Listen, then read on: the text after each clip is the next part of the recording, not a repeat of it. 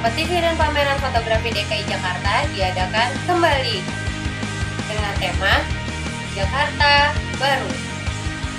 Total hadiah ratusan juta rupiah. Unggah foto-fotomu ke colorofjakarta.jakarta.go.id.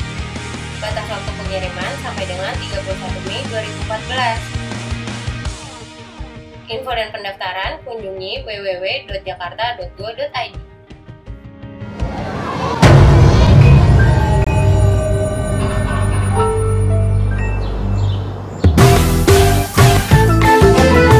Jaga kebersihan. Hari gini buang sampah sembarangan. Udah tahu sampah biang masalah, buang sampah pada tempatnya lah. Iya ya, kalau bukan kita siapa lagi? Ayo kita buat Jakarta jadi bersih.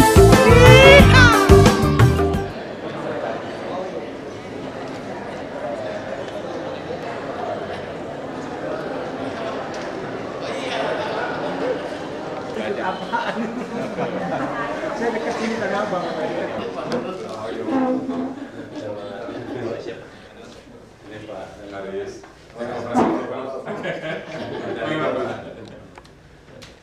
Silakan. Produsen jualan kalau kita beli kan. Barang kita sih nggak tahu. Nah kalau jualan dagang ya masih itu ada bis. Kalau memang kriteria bagus.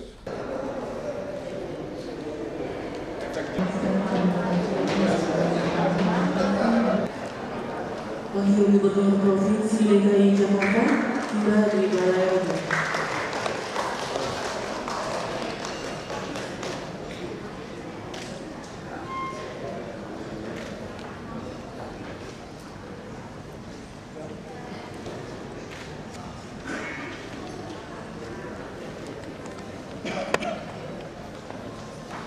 Cepat dibayar.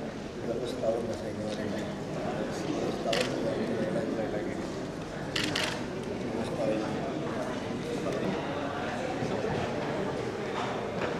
Yang terhormat Wakil Gubernur Provinsi DKI Jakarta, yang kami hormati Wakil Menteri Pemberdayaan Aparatur Negara dan Reformasi Birokrasi, Bapak Profesor Dr. Eko Prasojo, Wakil Menteri Kementerian Pendidikan dan Kebudayaan yang dalam hal ini diwakili oleh Dr. Haris Iskandar. Selamat pagi dan selamat datang kami ucapkan di Balai Agung Pemerintah Provinsi DKI Jakarta dalam acara peringatan Hari Kebangkitan Nasional dan Hari Ulang Tahun ke-16 Tahun Asosiasi Dosen Indonesia serta pelantikan Majelis Pengurus Wilayah ADI DKI Jakarta sekaligus Seminar Nasional Profesionalisme Dosen untuk Membangun Indonesia Masa Depan Selasa 20 Mei 2014 dan acara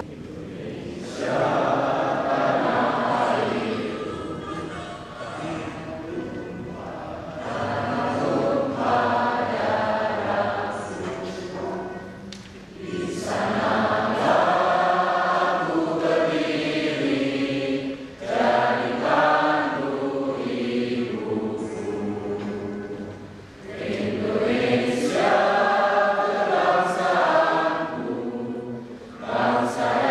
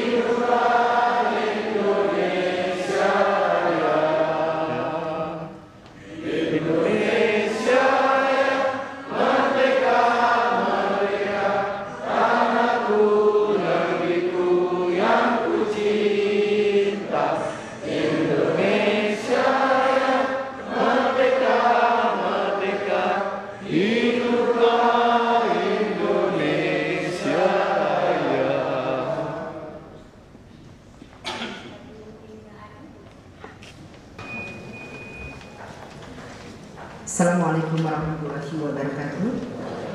Selamat pagi dan salam sejahtera untuk kita semua. Yang kita hormati bersama Wakil Menteri Pendayagunaan Aparatur Negara dan Reformasi Birokrasi, Bapak Profesor Dr. Eko Prasojo. Terima kasih Bapak sudah hadir bersama-sama kita, yang selalu walaupun di waktu-waktu yang sempit menyediakan waktu untuk kita seluruh anggota Asosiasi Dosen Indonesia, yaitu Bapak Wakil Gubernur Pemerintah Provinsi DKI Jakarta, Bapak Basuki Cahayapurnama. Saya sudah diingati oleh ajudan beliau jangan sampai lebih dari jam 11. Siap. Kemudian Direktur Pembinaan SMA Kementerian Pendidikan dan Kebudayaan, sekaligus beliau adalah mewakili Wakil Menteri Kementerian Pendidikan dan Kebudayaan, Bapak Haris Iskandar PhD. Kemudian Ketua Majelis Pengurus Pusat Asosiasi Dosen Indonesia yang tak pernah bosan ini terus-menerus menelpon saya, dan tentu saja dengan Ibu Dewinya, Profesor Dr. Armay Arif MA. Dan para pembicara seminar nasional, para dosen, hadirin dan undangan, tentu saja Sekretaris Asosiasi Dosen Indonesia yang juga merangkap sebagai Rektor UHAMKA. Kita bersyukur Pak, karena Rektor UHAMKA ini, Pak Profesor Dr. Suyatno ini selalu membuka pintunya luas-luas untuk baik para dosen maupun para PNS DKI untuk bersekolah di UHAMKA. Terima kasih Pak Rektor, dan mohon maaf para dosen yang tidak saya sebutkan satu persatu. Alhamdulillah hari ini kita merayakan Hari Kebangkitan Nasional yang ke-106, mudah-mudahan tidak salah. Sama 6-nya dengan ulang tahun dosen yang ke-16 Pak.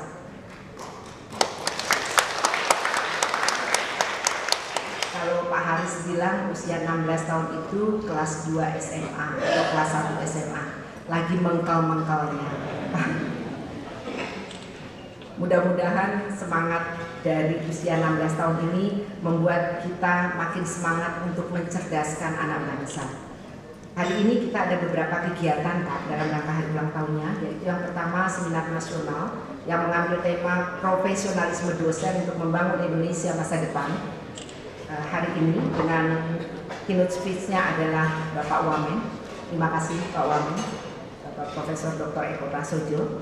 Kemudian ada juga Pak Haris Iskandar PhD. Terima kasih juga Pak sudah hadir bersama kita. Kemudian nanti tanggal 25 Mei, hari Minggu Pak, di Silang Barat Monas ada gerak jalan dan pengobatan gigi gratis. Alhamdulillah ini alma maternya Bapak dari Trisakti semangat untuk melakukan pengobatan gigi gratis Pak. Terima kasih Bapak. Kemudian kita rangkai juga dengan Adi Award, yaitu rangkaian kegiatan lomba karya tulis ilmiah dan artikel populer dengan tema Membangun Jakarta, Membangun Indonesia. Dan insya Allah akan dilaksanakan nanti pada tepat hari ulang tahun Jakarta tanggal 22 Juni 2014 akan diumumkan pada hari itu. Nah kemudian saya ingin juga menyampaikan bahwa acara kita hari ini adalah selain nanti pembukaan yang langsung, saya mohon Bapak Wakil Gubernur bersama dengan Pak Wamen dan baik Bapak Wamen PAN maupun Bapak Wamen Dikbud mendampingi Pak Wagub Bapak Basuki Cahayapurnama untuk sekaligus memotong nasi tumpeng. Ini adatnya Indonesia Pak. Kalau ada ulang tahun biar tumpengnya kecil jadi potong tumpeng Pak. Kemudian dilanjutkan nanti ada pelantikan Majelis Pengurus Wilayah ADI DKI Jakarta yang hari ini juga akan dilantik Pak, karena DKI Jakarta ini adalah barometer atau pionir. Mudah-mudahan dengan gerakan yang luar biasa dari pengurus-pengurus ADI DKI Jakarta, maka asosiasi dosen pusatnya yang berada di seluruh Indonesia bisa bergerak makin maju. Sekaligus pada kesempatan yang baik ini saya juga ingin mengucapkan terima kasih atas kerjasama yang baik dalam rangkaian kegiatan Hari Ulang Tahun Asosiasi Dosen Indonesia. Tentu saja terima kasih kepada Pemprov DKI Jakarta. Saya bukan karena saya sebagai Deputi Gubernur, tapi karena kebaikan hati Pak Wagub untuk bisa kita bertempat di sini. Terima kasih Pak Wagub. Kemudian terima kasih juga kepada Universitas Trisakti, Universitas Budi Luhur, UHAMKA, Fakultas Kedokteran Gigi Universitas Trisakti, Fakultas Kedokteran Gigi juga dari universitas yang bergabung dengan Universitas Trisakti, kemudian Dinas Olahraga yang nanti akan membantu kita dalam gerak jalan, dan kemudian ada Bank CIMB Niaga. Demikian Bapak laporan kegiatan Asosiasi Dosen Indonesia yang hari ini genap berusia 16 tahun. Kami mohon maaf apabila dalam penyelenggaraan ini terdapat kekurangan, dan tentu saja ini berkat kerja keras dari semua pihak, dan khususnya kepada Mbak Dewi, Pak, harus saya sampaikan, Mbak Dewi ini sedang hamil, Pak, tapi semangatnya untuk menyiapkan kegiatan luar biasa. Sampai bingung mencari yang menjadi dirigen lagu, sampai akhirnya beliau sendiri, Pak. Jadi kita berterima kasih kepada Mbak Dewi selaku Kepala Sekretariat dari Asosiasi Dosen Indonesia. Sekali lagi Bapak-Bapak yang hadir di sini, terima kasih. Semoga hari ulang tahun ADI yang ke-16 ini membawa kita punya niat yang luar biasa untuk mencerdaskan anak bangsa. Billahi taufiq wal hidayah. Wassalamualaikum warahmatullahi wabarakatuh.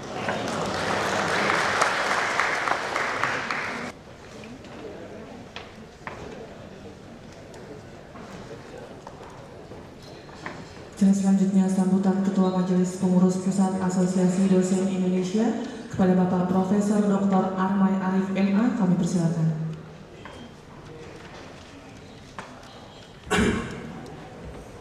Bismillahirrahmanirrahim. Assalamualaikum warahmatullahi wabarakatuh. Salam sejahtera untuk kita semua. Yang kami hormati Bapak Wakil Menteri Kementerian Pemberdayaan Aparatur Negara, Bapak Profesor Dr. Eko Prasojo. Yang kami hormati Bapak Wakil Gubernur DKI Jakarta, Bapak Insinyur Basuki Cahaya Purnama. Yang kami hormati Wakil Kementerian Pendidikan dan Kebudayaan, yang dalam hal ini diwakili oleh Bapak Dr. Haris. Sekarang jabatan beliau Direktur SMA. Sebelumnya pernah jadi Sekretaris Dirjen Dikti. Kayaknya pas Pak Haris bicara nanti.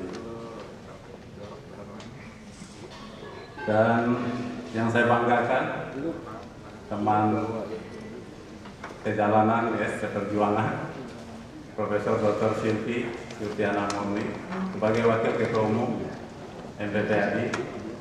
Kemudian ada Profesor Dr. Suyatno MPD sebagai Sekretaris Sekjen MPPAI, dan kawan-kawan MPPAI lainnya. Di satu persatu banyak ini, kalau disebutkan habis juga waktu.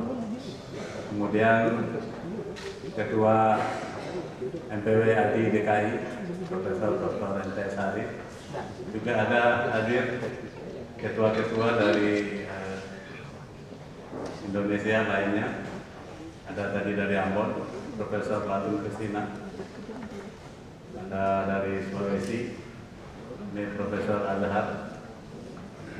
Lagi di belakang ini yang mau menyusul. Karena hari ini acaranya serangkaian food, kita juga undang kawan-kawan yang dari wilayah. Dan hadirat yang berbahagia. Pertama-tama marilah kita mengucapkan puji dan syukur kepada Allah SWT dengan berkah rahmat dan kurnianya pada pagi ini. Alhamdulillah kita bisa hadir di ruangan ini merangka acara food sekaligus seminar seperti yang disampaikan oleh Ketua Panitia tadi. Tentu kita berharap mudah-mudahan acara ini berjalan dengan lancar sampai nantinya hari tanggal 25 itu puncaknya gerak jalan. Kita berharap juga nanti Pak Wagub kalau berkenan bisa hadir. Dan tentu ini kita berharapkan pada teman-teman dari wilayah yang sudah memberitahu kami, insya Allah hari Senin beliau datang, nanti hari Minggu itu datang, biasanya hari Selasa juga libur. Jadi Jadi 3 hari pakai SPPD dari luar, jadi sekaligus.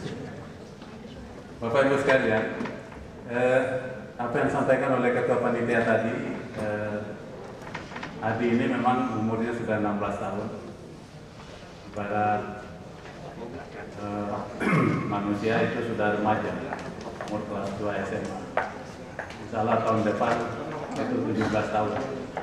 17 tahun. Dan saya nanti serah terimanya ya umur 18 tahun, ya, karena 2 tahun lagi. Nggak tahu nanti apa Ibu Silvi yang gantinya atau Pak Suyatno. Dalam 16 tahun ini tentu banyak lika-likunya yang kita lakukan, dan terus terang memang belum banyak yang kita lakukan. Oleh karena itu pada hari ini kita kaitkan ada seminar yang kaitannya adalah dengan tugas-tugas kita sebagai dosen.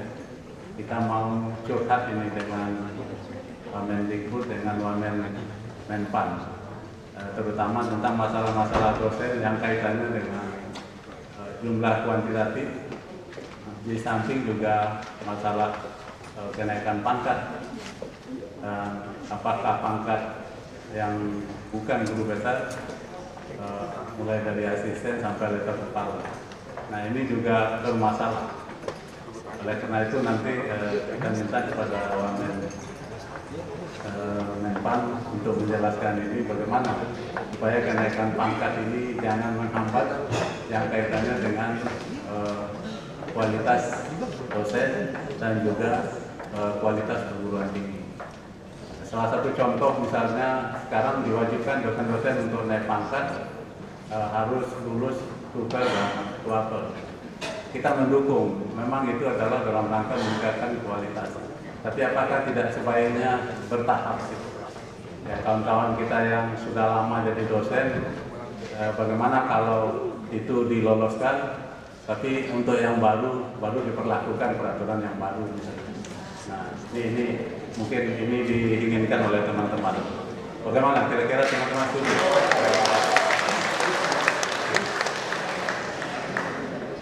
Jadi sekarang banyak teman-teman kita yang terhambat letter kepalanya gara-gara itu. Bahkan bukan hanya itu, di samping juga diwajibkan harus S3 baru bisa letter kepala. Sementara ada yang sedang S3 dan ada juga memang sudah tidak waktunya lagi S3. Nah, ini kan perlu ada pertimbangan juga. Ya, mudah-mudahan nanti Menpan dapat melakukannya. Ini masalah-masalah dosen dan juga masalah kualifikasi akademik. Jadi kalau kita bicara profesionalitas, ada 5 hal yang harus kita benahi.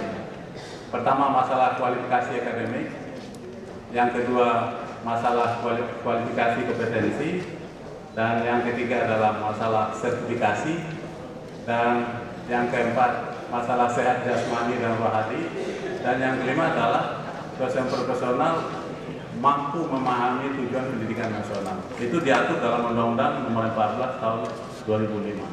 Nah, oleh karena itu 5 hal ini Adi fokus.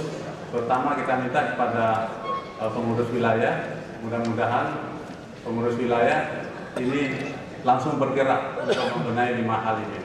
Dan kami dari pusat insya Allah memfasilitasi, dan saya dengan Prof. Andi bidang kerjasama dan luar negeri itu kita sudah audiensi dengan Kemendikbud. Bagaimana kawan-kawan kita yang belum S3 ini mendapat kesempatan untuk kuliah di luar negeri dengan jalur beasiswa. Ini dalam rangka meningkatkan kualifikasi akademik. Mudah-mudahan ini bisa kita lakukan. Bapak Ibu sekalian, begitu juga masalah sertifikasi. Nah, ini juga masalah, terutama teman-teman kita yang di swasta. Jadi di swasta itu kadang-kadang menerima sertifikasinya itu 6 bulan sampai 10 bulan baru terima gitu. Kenapa tidak include terimanya tiap bulan dengan gaji pokok yang dia terima tiap bulan misalnya, seperti yang dilakukan di negeri. Nah, ini juga ada masalah ini, bagaimana? Nah, ini mudah-mudahan dosen-dosen tadi juga ada yang bilang sama saya, ya ini diminta oleh Bu Tiwi ada sumbangan apa bikin kartu, wah tunjang sertifikasinya belum keluar ini. Jadi ini Ini bagaimana nih Menpan dengan Kemendikbud ini, dengan Menteri Keuangan agar bisa, kenapa di PNS lain misalnya atau di profesi lain itu bisa include tiap bulan. Kalau kita lihat teman-teman kita di Departemen Keuangan itu tunjangan sampai 7 macam, itu tiap bulan langsung include sebulan nerimanya berapa. Nah kita teman-teman di negeri yang alhamdulillah bersyukur walaupun terlambat tiap bulan tapi sudah tiap bulan menerimanya. Nah yang jadi masalah adalah teman-teman kita di swasta. Nah ini harus kita perjuangkan bersama. Apalagi dosen, asosiasi dosen ini tidak membedakan apakah teman kita itu di negeri atau di swasta, semuanya adalah dosen. Nah ini kita di dosen ini tidak membedakan apakah di negeri atau swasta, apakah agama, kemudian suku, tidak membedakan. Yang kita angkat adalah Indonesia. Oleh karena itu saatnya kita hari ini bangkit semua untuk membangun masa depan bangsa kita ini. Tentu kita harus membenahi masalah ke dalam dulu, di samping masalah-masalah kebangsaan. Nah, masalah kebangsaan yang kita hadapi sekarang, karena ini adalah tahun politik, bentar lagi kita memilih capres. Tentu saja Bapak Ibu, karena tugas sebagai dosen adalah mencerdaskan anak bangsa, saya yakin Bapak-Bapak Ibu lebih cerdas dalam memilih. Yang penting Bapak Ibu bisa lihat, ada nggak di antara capres itu programnya untuk mensejahterakan guru dan dosen? Kalau ada, silakan pilih.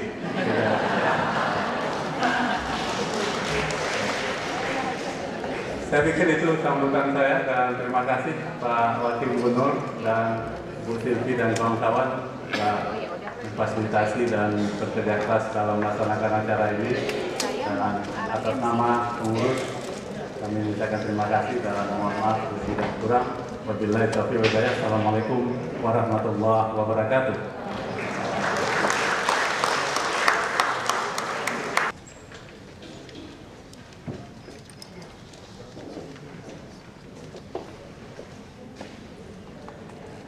Selanjutnya sambutan Wakil Gubernur Provinsi DKI Jakarta kepada yang terhormat Bapak Basuki Cahayapurnama, kami persilakan. Ketua Majelis Pengurus Pusat Asosiasi Dosen Indonesia, Profesor Dr. Anway Arif MA, Deputi Gubernur Bidang Pariwisata dan juga Ketua Pelaksana Bu Profesor Dr. Silviana Murni, para pembicara Pak Suyatno juga, para pembicara seminar nasional, para dosen, pemimpin perguruan tinggi dan seluruh undangan, selamat siang, salam sejahtera buat kita semua. Pertama-tama kita bersyukur, tanpa terasa sudah ini yang kedua kali kita ketemu ya Pak ya. Nah, rasanya cepat sekali. Jadi kami sudah umur 2 tahun. Nah, tentu kami juga berharap banyak sama para dosen. Kalau saya suka ditanya lebih muda mana, di Belitung atau di Jakarta, saya katakan lebih muda Jakarta. Orang bilang kita naif, saya tidak naif. Karena di sini ketemunya profesor-profesor, doktor-doktor. Kalau di Belitung ketemu 10 orang, 8 orang pendidikannya di bawah saya. Kalau di Jakarta ketemu 10, 8 orang di atas saya. 2 orang pun sama, tapi di atas saya juga pengalamannya. Jadi kita belajarnya lebih mudah, lebih banyak. Jadi Jakarta ini banyak sekali bisa kita selesaikan kalau kita bersama. Nah tahun depan kita akan masuk AFTA, Perdagangan Bebas Asia Tenggara. Nah itu juga orang bertanya kepada saya, kenapa kamu tidak mau kembali ke bubble jadi gubernur waktu itu? Di Jakarta kan tidak tentu, belum tentu dicalonkan. Gubernur di bubble pasti jadi. Saya katakan kalau tahun 2007 saya mau di bubble. Karena saya masih punya 8 tahun menyiapkan untuk AFTA di 2015. Tapi kalau 2012 saya tidak ada pilihan, saya ngincer Jakarta saya bilang untuk menyiapkan ini.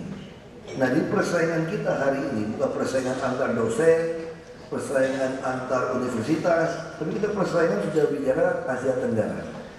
Dan 10 tahun ini tadi Prof. Anway menyinggung soal presiden. Tadi juga saya bisik-bisik sama Wamenpan, persoalan utama itu ada di presiden. Saya suka bercanda, tidak heran Pak Jokowi diperintah Ibu Megawati jadi presiden. Karena begitu sampai di DKI, saya kira dari Bapak Ibu sudah pernah jadi menteri, pernah jadi gubernur DKI, pasti cita-cita berikutnya pengen jadi presiden. Bukan soal karir sebetulnya. Karena memang kita tahu banyak sekali persoalan itu di tangan presiden. Ketika kita berbicara saling koordinasi, ini siapa yang perintah? Itu persoalan di DKI. Nah, apalagi kita akan memasuki 10 tahun akan datang ini, kalau kita bicara dilantik Oktober Presiden kita ini umumnya kalau udah berkuasa, kalau dia kerja baik-baik aja, merem juga 2 periode, 10 tahun. Dan kita bersyukurlah, tadi pilih yang mana, orang politik suka bohong juga, Prof, kadang-kadang. Dan selalu, saya pengalaman dari dulu berpolitik itu, yang paling sering dibohong itu orang-orang pensiunan, model-model sertifikat guru. Janjinya itu mirip semua gitu. Jadi di Bangka Belitung itu ada namanya itu MKT. MKT itu mantan karyawan timah yang menuntut pensiunnya minimal jangan terlalu kecil, karena terlalu kecil dibandingkan Pertamina segala macam. Jadi semua partai politik, semua calon gubernur pasti nipu, bilangnya akan urus. Berapa tahun udah urusnya. Nah, ketika saya masuk ke politik tahun 2004, mereka tanya saya sama. Kira-kira partai Bapak akan memperjuangkan tidak MKT? Saya bilang tidak. Wah, semua udah lihatin. Kok kurang aja kekumpul gitu? Bapak bilang tidak. Karena MKT itu makin kena tipu singkatannya.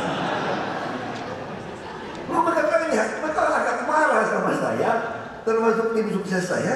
Saya bilang, seandainya partai saya menang pun, menang 50% plus 1, itu kan tidak masuk akal udah zaman multi partai ini. Kalau menang 50% plus 1 pun, kalau presiden tidak setuju, tidak bisa diketok itu palu APBN untuk menambah pensiun Bapak Ibu. Jadi Bapak Ibunya jangan makin kena tipu saja. Jadi Bapak Ibu mesti berkombinasi DPR dan presiden. Jadi saya tidak bisa, daripada saya janji Bapak Ibu dicaci maki, dikutuk-kutukin orang tua, lebih baik saya tidak jadi. Tapi bersyukur gara-gara gitu bertahan terus sampai hari ini. Mereka bilang kamu benar gitu. Daripada kita jual barang kayak dengan kaki lima, jual minyak tumbuh kumis, besoknya udah hilang dia minggu depan. Kita beli kagak ada, ini kan masih ada purna jual. Nah, saya bicara ini di depan dosen, tentu dosen berbeda. Ini ada tanggung jawab purna jual universitas ini. Banyak orang asal lulus saja. Tadi saya dikirimin dari teman jawaban ujian SD. Jawablah pertanyaan ini dengan benar dan tepat. Kira-kira itu perintahnya atas. Lalu nomor 1 ditanya, siapa nama presiden Indonesia pertama? Benar katanya. Jadi soal itu cuma benar tepat. Ada dicoret benar dicoret diganti tepat lagi. Berapa jumlah provinsi di Indonesia? Benar dicoret diganti tepat. Jadi saya berpikir ini mungkin ada akibat dari tes guru-guru di DKI yang 2/3 itu tidak lulus nilai 50, gawat dah. Padahal kami gaji guru itu 7 triliun satu tahun. Hanya 1/3 yang lulus nilai 60, gawat ini kan. Jadi saya nggak tahu salah di mana. Apa kita ini sekarang terlalu tidak bicara duniawi lagi, terlalu surgawi kali kita gitu. Jadi nggak injak bumi kita hari ini. Kalau nuntut ampun udah, kalau nuntut tuh ampun, lebih pintar ngomongnya. Tapi faktanya, lalu gimana? Komite sekolah tidak tahan menguasai sekolah kami. Bayar guru les, datang tidak mengambil jam di luar jam sekolah lagi. Jadi gurunya nganggur aja, santai-santai. Itu udah punya sertifikat. Itu sudah punya gaji besar. Yang ngajar guru les saja. Ini DKI hadapi. Saya cerita ini kenapa? Orang-orang model gini yang dididik dari beliau-beliau itu akan masuk di universitas Bapak Ibu loh. Dan Bapak Ibu punya tanggung jawab. Kalau nyanyi himnya sih bagus banget ini. Nah, saya berharap kita nggak hafal tuh himnya, jadi ada alasan gitu. Kalau kita hafal nih repot gitu, hafal him ini kan. Kita 2025 akan masuk ke bonus demografi. Dan seluruh dunia cuma sekali dalam sejarahnya ketemu bonus demografi Dan kalau dia kerja dengan SDM yang baik, dengan SDA yang kita kuasai sesuai undang-undang dasar, bukan dikuasai oleh asing atau oleh perorangan, tapi dengan adil didistribusikan, kita dalam 20 tahun akan jadi negara top kita. Top 5, top 7 dunia. Jadi presiden, saya nggak mau nyinggung presiden, karena Prof. Arman nyinggung presiden, Pak saya mesti ngomong ini. Presiden terpilih, kalau salah pilih kita 10 tahun ini, repot. Tapi ada berita baik, bersyukurlah. Jangan tanya sama saya pilih yang mana. Saya mah, aku mah rapopo, siapa yang kepilih? Sama wae kata orang Palembang, sama aja buat saya. Kenapa? Ini repot ini saya posisinya kan. Saya kan partai Gerindra ini. Repot saya. Pak Prabowo curiga nih, ini si Ahok ini pengen jadi gubernur ini. Kalau pengen jadi gubernur pasti dia mendukung Pak Jokowi jadi presiden dong, supaya saya naik gitu kan. Pak Jokowi juga curiga dalam sama saya. Gak mungkin gak setia sama Prabowo. Si Ahok ini terkenal komitmen. Ya susah saya jadi orang ini. Kiri kanan tidak dipercaya, ini lebih repot kan. Tapi berita baiknya, Bapak Ibu gampang milihnya. Kenapa? Hanya 2 pasang, merem juga umpimpa. Apa itu masih gampang gitu loh. Nah jadi ya udah lihat aja lah, rekam jejaknya lah. Saya susah putusinnya. Nah Bapak Ibu lebih tahu mau pilih yang mana gitu. Nah ini lebih jelas. Saya ditanya semua, saya bingung. Kita hanya bisa berdoa. Saya berharap dosen-dosen ini daya tekannya lebih baik. Mungkin ada dari dosen-dosen profesor yang terpilih jadi menteri seperti Pak Wamen, jadi Wamen, atau jadi penasehat, staf ahli. Nah ini perlu terus ingatkan. 10 tahun Bapak jadi presiden, kalau kita tidak membangun betul-betul taat konstitusi, bukan konstituen, selesai ini negara. Kita tinggal kenangan saja, karena 2025 kita akan dapat bencana demografi. Jadi siapapun presiden kita 10 tahun ini menentukan nasib bangsa Indonesia. Makanya saya berharap dosen bisa terus sampaikan ini, terus menyuarakan ini. Bagaimanapun kami orang politik, kami paling hormat harus kepada profesor. Kalau kami memang dihormati karena provokator, profnya sama. Orang politik itu provokator, kadang-kadang. Jadi kalau dia tidak perlu dihormati. Nah itu harapan kami dari Pemprov DKI. Tentu kami juga akan menjadikan DKI jadi model, jadi contoh. Nah, saya termasuk orang yang dipengaruhi dari Pak Wamen, Prof. Eko untuk menyusun undang-undang aparatur sipil negara. Yang dirumus, dari tim rumus, jadi saya sepakat dengan beliau. Nanti boleh swasta, direkrut, segala macam, saya sepakat. PNS bisa dipecat. Nah, kita bikin. Usia pensiun kita tambah. Ya, saya sih ikut aja profesor karena kita DPR waktu itu ya. Saya di Badan Legislasi. Ya saya senang apa yang saya ikutin profesor-profesor dirumuskan. Nah ternyata saya bisa implementasikan. Jadi seleksi promosi terbuka itu adalah bagian dari ide-ide beliau sebetulnya. Nah hanya banyak provinsi tidak lakukan, kami lakukan. Nah ini pentingnya Jakarta. Media begitu banyak. Saya kira para dosen bisa manfaatkan Jakarta, bagi ada Prof. Ibu Sylvie yang di sini, karena media liputnya banyak sekali. Nah sama seperti misalnya saya bisa dapatin 2 tronton dump truck di depan itu, yang baru itu. Itu saya jualannya gampang sekali. Dia mau jual mobil kan, tes dulu dong bos, saya bilang. Mobilnya bagus apa enggak gitu kan. Mau harus promosi, daripada kamu pasang billboard berapa miliar, belum tentu orang turis lihat. Kamu kok kasih ke sini, saya keluar, wartawan pada ikut di foto-foto promosi tuh kamu, betul nggak? Jadi kamu kasih saya itu biar gratis sebetulnya, kamu iklan sebetulnya saya bilang. Saya minta iklan yang naik ke mobil kamu sebentar di foto-foto terus turun sebentar. Dapat 2 tronton, lumayan kan? Nanti Kamis dapat lagi 53. Lumayan kan? Asosiasi yang minyak dapat 13. Wah lumayan, dari Taiwan kemarin dapat 3 atau 4 juga, 3 paling. 4 lumayan saya kira dengan cara seperti itu. Nah artinya apa? Saya harap dosen-dosen menyuarakan apa, suarakan saja, nggak usah takut. Karena bapak saya almarhum pesan sama saya ini, sekolah yang tinggi. Kenapa Pak? Kamu bebas ngomong, lawan semua yang nggak benar. Kan cuma dosen, ngajar aja katanya, nggak usah pusing. Gak ada jadi pengusaha memang repot kalau di pejabat, bangkrut. Karena hierarkinya orang miskin nggak bisa nonton orang kaya nggak bisa nantang pejabat. Tapi kalau cendekiawan, profesor, doktor, ini memang beda. Tapi mohon maaf juga satunya, kenapa saya nggak mau jadi dosen? Nggak jadi profesor. Pertama mau masuk doktor ditolak di UI saya. Udah tes semua, Ibu Valinka begitu interview terakhir, pertanyaannya satu saja, pekerjaan apa? Anggota DPR RI. Oh, nggak usah, pasti nggak masuk punya katanya. Ini UI, kalau mau tes dulu S2. Ya S2 nggak bisa lagi Bu. Ya udahlah, lupakan dokter. Tapi bukan itu.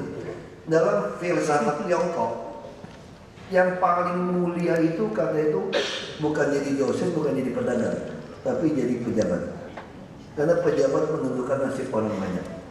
Kalau pejabat yang amanah kira-kira gitu. Nah karena jadi dosen nggak keburu, di ranking 2, ranking 1 saja jadi pejabat. Terima kasih.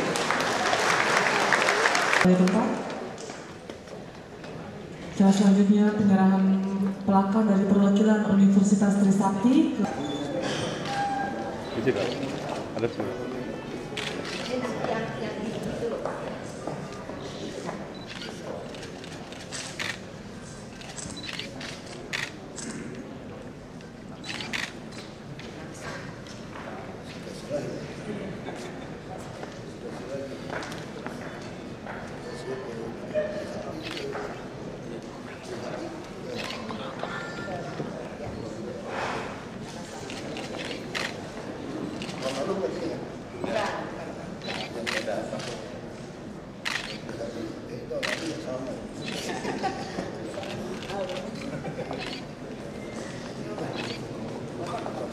Oleh Profesor Dr. Silviana Murni MS Dr. Haris Iskandar. Pak Haris.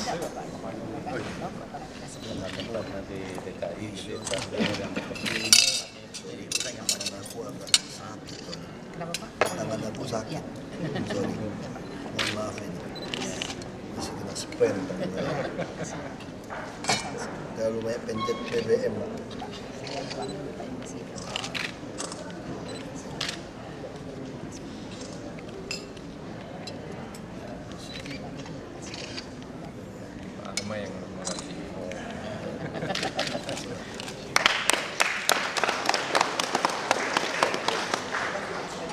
Saya langsung dari masih ada? Oh sebentar, kita tunggu dosen. Sudah ada. Saya sampai jam 11. Iya. Tapi saya hari ini nggak bicara informasi. Sedikit bicara dosen hari ini.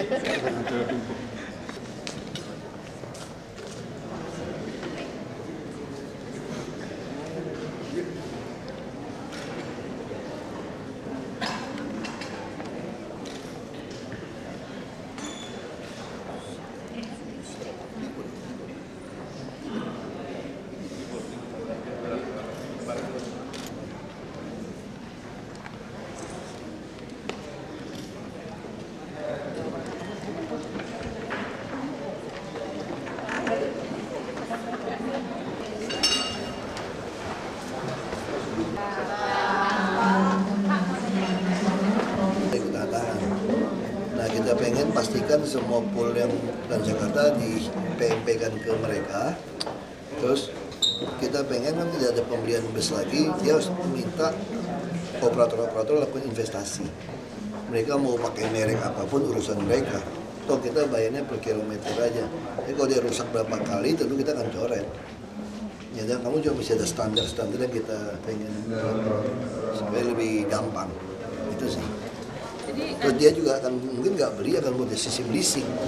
Kita akan lebih tempuh model leasing, nggak ada risiko untuk jalankan. Nah yang jadi masalah kan di bus ini kan pasti rugi kan. Swasta kan 6.000, kita 3.500 pasti rugi dong. Terus yang Kopamiko pajak kasih penumpang kan gratis ke kita. Nah belum ada di Indonesia ada istilahnya itu uang yang apa ya, KSO yang seperti kereta api gitu loh. Jadi kalau ada tiketnya, misalnya dihitung tiket PSO ya PSO, Kalau hitungan tiketnya mesti 10.000, kalau 3.500 sebenarnya tiap penumpang 6.500 harus kita yang bayarin. Nah, jadi kita akan kerjasama dengan PT Trans ini, DKI bayar, bukan penyertaan modal. Kalau penyertaan modal terus kan merah dong bukunya. Terus penyertaan modal kan embreng kan sekali, kalau PMP terus nanti ribut orang kan. Jadi kita tentukan aja berapa penumpang yang diangkut, nanti kita cari peraturannya. Belum pernah ada kan bus PSO itu, belum ada.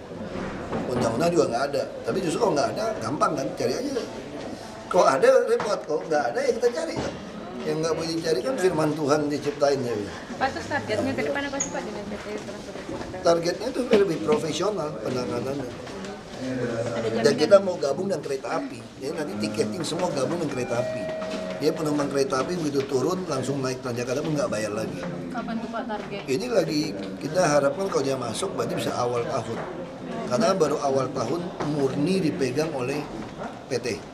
Kecukupan armadanya gimana Pak? Tinggal nambah, kalau swasta tinggal beli, tinggal nambah. Sudah swasta yang nambah, sudah ada yang bilang pengen nambah tertarik atau? Mau, Damri mau. Saya udah ketemu di Rut Damri. Oh yang kemarin nambah berapa? Ada berapa rencana? Saya nggak tahu, tergantung aja peraturannya seperti apa. Kalau dia oke, nggak masalah. Damri termasuk yang terbaik. Iya, baik dia. Servisnya semua pelayanan baik. Pak, mau nanya soal ini Pak, APBD yang masih ini ya, ULP itu bisa diartikan nggak apa para pejabat DKI ini nggak siap dengan transparansi atau nggak ada etikat baik? Bisa aja sih, ya sebagian bisa begitu, macam-macam lah kan, makanya sebenarnya di DKI itu kan, makanya saya bilang sama dosen-dosen kan, DKI ini nggak susah, karena orang pinternya banyak, masalahnya ada, solusinya ada, yang paling repot di sini kan cuma banyak kepentingan orang di sini gitu loh, itu yang agak repot, tapi juga nggak repot juga, satu jangan terima suap, saya bilang, kedua kita taat aturan aja. Nggak usah takut gitu loh, jalanin, jangan kalah sama dia. Ke depan gimana tuh Pak, kalau misalnya masih ada? Oh, ke depan udah nggak sempat lagi, tahun depan mah aku udah pecat-pecatin gitu. Dipecatin jadinya pakai Jadi geser aja. Nah, saya cuma mau merubah cara kerja mereka, baru lebih bagus. Oh, itu rencananya apa petugas harian lepas yang di swasta gimana? Udah kita tarik kan semua, nanti kita tarik, kita hitung, nanti baru kita buat kriteria, kita ingin model cleaning service. Ya, nanti kita nggak mau pakai ton. Selama ini kebersihan kita tuh bermasalah, pakai tonase. Jadi satu lantai ini diperkirakan ada 100 ton. Ini kontrak kepada swasta membuang 100 ton. Begitu ada sampah dibilang, aku udah buang 100, ini yang lebih nih. Berantem kita. Nah sekarang saya mau rubah, bayangin puluhan tahun caranya seperti itu. Nah sekarang kita lagi susun, kita kerjain dulu, udah tahu kan kerjain kan, tetap kan pasti lebih efisien, efektif yang swasta daripada kita, terus segala macam. Udah hitung balik, asalnya mau rekrut karyawannya kembali, bisa satu lantai ini, kita bayar berapa duit, saya mau bersih, saya colek-colek bersih, saya nggak mau tahu, kamu hitung aja sendiri, butuh berapa orang kerja. Nah sehingga ini akan mendorong mereka, kalau saya kirim ini ke Bantar Gebang, saya kan mesti pakai truk lagi segala macam, cost. Saya akan mulai berpikir kenapa saya nggak ciptakan mesin untuk olah. Saya ajak pemulung lagi untuk hilangin. Karena kan saya nggak mau tahu hitungan ton. Kalau sekarang bisa-bisa dia ngambil sampah dari tempat lain untuk diisi. Kalau nanti dia berusaha hilangin sampah sebanyak mungkin, dia juga bisa ngelarang orang, bisa nasihatin orang. Kalau saya nggak apa-apa, semakin banyak sampah datang, duit dia. Kalau nanti kamu semakin banyak datang, kamu teler sendiri, duit kamu habis. Nah dia akan ngajak pemulung untuk habisin kan. Kalau sekarang bisa-bisa kalau dia nakal, sudah ada yang nakal, pemulung yang sisa-sisa mungut di tempat mana ditumpukin sini, diangkutin lagi. Ini barang satu didagang-dagangin, tau nggak? Karena pakai ton. Nah makanya saya bilang ini mesti dirubah sistemnya. Nah merubah ini kan mungkin ada rezeki-rezeki orang kan, pasti digesekan. Ya gesekan 3 bulan 6 bulan biasa lah, biarin aja. Sakit-sakit dahulu kan, berakit-rakit ke hulu ya, berkendang kemudian. Akan dikembalikan sama ke pihak swasta berarti? Nanti pasti swasta kan lebih cepat kerjanya. Oh, petugas harian lepas yang di bawah dinas sekarang gimana? Nanti kan diambil swasta lagi, makanya saya bilang nggak boleh rekrut sembarangan. Rekrut banyak-banyak nanti jadi masalah ini pegawai gitu banyak. Berarti ntar gajinya itu swasta yang nanganin bukan? Iya. Apa dinas lagi? Iya, tapi tahun depan setelah kita evaluasi. Nanti pokoknya kita walaupun kita swakelola sendiri pun saya nggak mau pakai ton. Swakelola sendiri pun berbasis kinerja, bersih satu tempat. Ya kan? Kalau swasta nggak mau kita kerja sini, kalau mau ya silakan tawar yang lebih baik dong. Berarti sekarang Kan kalau kontes. ngumpulin datanya buat apa Pak? Ngumpulin data PLH? Kan harus kerja sekarang. Kan kita mesti tentukan wilayah mana siapa yang bersih. Jadi kita tahu persis kayak ini lantai ini si Basuki tugasnya gitu loh. Kalau nggak bersih berarti si Basuki ini yang nggak bersih gitu. Nah lantai atas siapa? Nah jadi mesti pola itu yang kita mau. Nanti lurah camat tugasnya ngawasin. Sekarang kalau lurah camat ditanya, tahu nggak petugas kebersihan di kelurahan kamu namanya siapa? Satgas air, Satgas jalan. Tahu nggak mereka? Dinas taman? Nggak tahu. Berarti kedepannya memang nggak ada lagi PLH yang langsung ke dinas kebersihan tapi ke swasta semuanya. PLH. Belum tentu. Belum tentu juga, tergantung swasta nawarkannya bagus, mau berbasis kinerja nggak? Kalau nggak kita kerjain, kita kayak pembantu aja di rumah kan, kasar gitu kan. Tahu kamu cuci piring, cuci baju, saya nggak mau tahu kamu tidur siang atau apa, yang penting saya pulang ada makanan, rumah saya dipel apa gitu, kayak gitu aja udah. Ya, udah, gimana?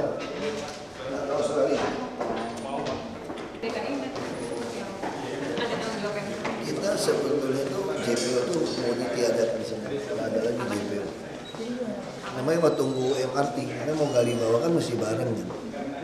Oh, mas kalian buat. Nah, sekarang kita udah tugaskan, kemarin saya udah bilang sama Pak Joko, kepada UKM, tidak ada Islam menggusur PKL ke dalam. Kamu mau bangun gedung berapa? Kamu gusur ke dalam pun balik lagi kan.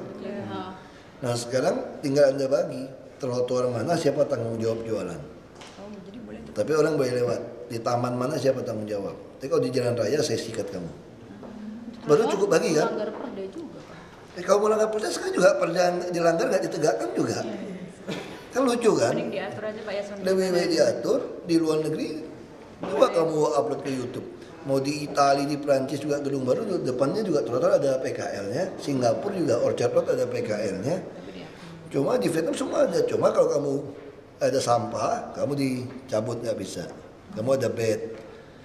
Nah, jadi kita atur. Kalau nggak dorong masuk lagi. Kenapa? Didagangin. Kita penegakan hukum. Kita tuh persoalannya itu nggak mau dagang di ruas ini tuh disewain kayak Tanah Abang. Ada preman yang ngutip. Nah kalau kita resmi, dia bisa lebih galak kan. Nah ada orang yang jualan, dia akan lapor kita sikat. Nah kalau sekarang nggak ada solusi juga nggak bisa. Tadi baru bicara sama Pangdam, sama Wakapolda, beliau akan backup. Nah sekarang kan kita baru sosialisasi, nanti tilang biru semua dan kita akan tegas ini. Sama seperti kasih contoh yang di Pondok Rabu atau apa yang di Jakarta Timur kemarin. Kan banyak penjualan tuh bawah jembatan tuh. Langsung Pangdam bantu bersihkan. Kita nggak mau tahu, kita udah bilang kita nggak mau tahu, lu nggak mau pilih lagi, nggak peduli deh. Yang kita udah carikan solusi, Anda masih bandel kayak Senen kan. Senen kan banyak pedagang yang siluman yang datang nih, bukan yang di dalam. Udah kita punya data, masukin mereka penampungan ya tanggal 25 mulai kerja nih. Yang sisa di luar kita sikat, nggak mau tahu. Pasar Rebo itu loh Pak, buat jalan layang Pak, buat jualan itu. Oh iya udah bersih, Pasar Rebo itu dibilangin dari Pak Pangdam. Udah bersih sekarang. Atau jalan. Nah, udah bersih katanya sekarang. Memang tapi memang masalah. Kapan mulai database, ngumpulin database? Tunggu dulu sampai tunggu ada presiden. Iya dong, karena kan tetap jaksa, polisi, semua kan presiden. Iya dong. Nah, kan siapapun jadi presiden kan saya punya akses kan gitu. Lebih gampang ya Pak. Biar saya diri sekali. Ya, makanya aku rapopo sama wae kan gitu. Terima kasih Pak.